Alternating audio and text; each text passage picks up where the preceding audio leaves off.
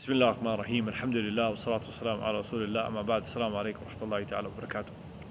In our last lesson regarding the issues of Al-Iman, we'll be discussing some additional issues that were not mentioned in the 6 pillars, because those were relating to the 6 pillars directly. There are other areas that we should focus on and maybe some books that we can recommend. Now when it comes to this subject of Al-Iman, we mentioned the 6 pillars, which are the main parts of faith.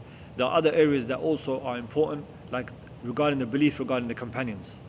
Now, something that we as Muslims believe in is that the companions are noble people. They are the best of people after the prophets. They are the ones that assisted the Prophet ﷺ. They are the ones that Allah subhanahu wa ta'ala has forgiven them. They are the ones that Allah is pleased with them, and we should be pleased with them. We should love them, and we should make dua for them, and we should ask Allah subhanahu wa ta'ala to make us be amongst them. These are the people that assisted the Prophet ﷺ. These are the people that spread Islam by means of giving da'wah and also by their fighting in the way of Allah subhanahu wa ta'ala in jihad, and they spread the message of Islam through these means. And we are not shying away from this. We will accept this is what the Sahaba did, as they were bringing people to the justice of Islam from the chains of tyranny.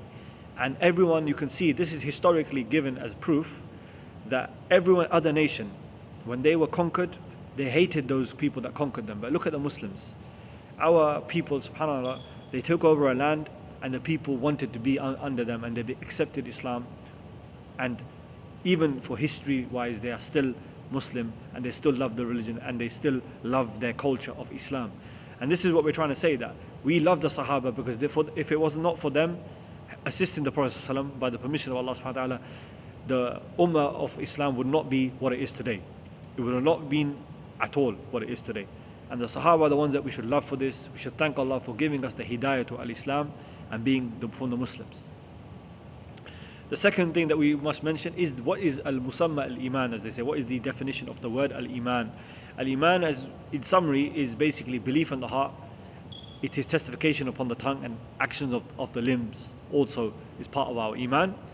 And it increases with good deeds and decreases with bad deeds. All of this is a brief discussion about al-iman, but we're not going to go into detail, because this is, as I said, it should be studied with people of knowledge and discussed. Finally, there are other issues regarding the matters of loving for the sake of Allah and hating for the sake of Allah subhanahu wa ta'ala, loving those who Allah subhanahu wa ta'ala loves and hating those that which Allah subhanahu wa ta'ala hates. Everything that is sin, everything that is kufr, disbelief, and everything that is shirk is hated by Allah subhanahu wa ta'ala. He does not like that, and we should be free from that and those people. And we should not want it to be like them, imitating them. We should be like the people who want to copy the prophets and the companions. And that's why as Muslims we should aim to try our best to do that which pleases Allah subhanahu wa ta'ala, and be closer to those that love Allah subhanahu wa ta'ala, and be with them and assist them and love them, and be distant from those people that don't. And I'm mentioning these points because they do come in Aqeedah. It's very important that we should have love for the sake of Allah and hatred for the sake of Allah.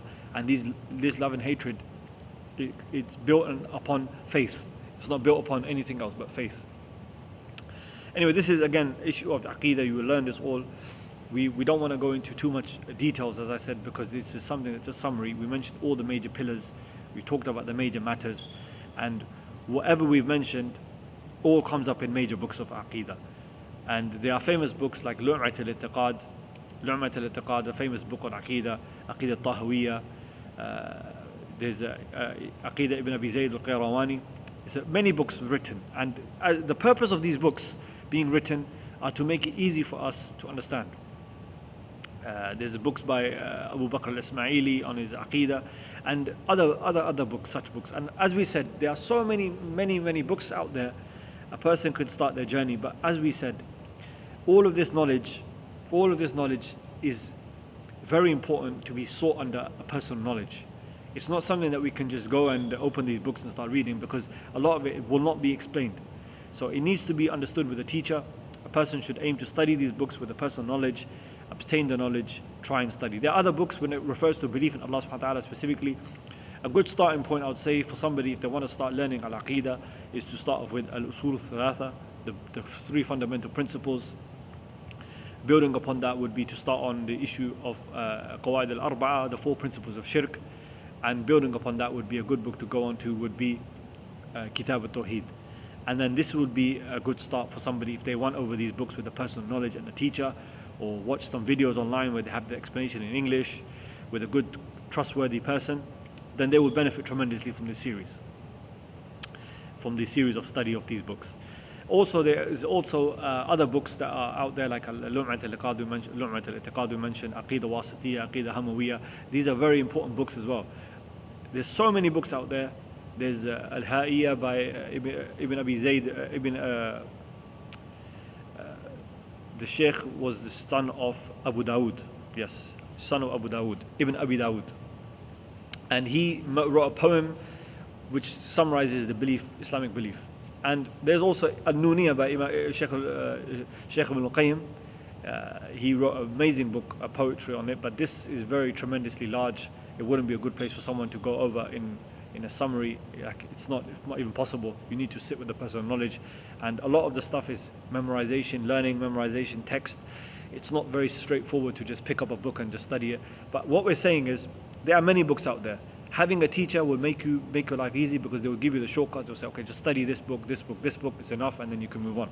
And really, if you study Aqidah with a good teacher, with a good personal knowledge, and you have the right fundamental understanding, this will be enough for you, because they will just give you the major books, the main elements, and it will be sufficient for you, inshallah ta'ala, to be able to finish on these. We ask Allah subhanahu wa ta'ala to make this series beneficial. We have also an email. If you have any questions, you can ask. They're in the description and also on the main channel. We ask Allah subhanahu wa ta'ala to make these beneficial, and bi'idhnillahi ta'ala weigh heavy on our scales on Yawm al-Qiyamah. Barakallahu feek. Assalamu alaikum wa rahmatullahi ta'ala wa barakatuh.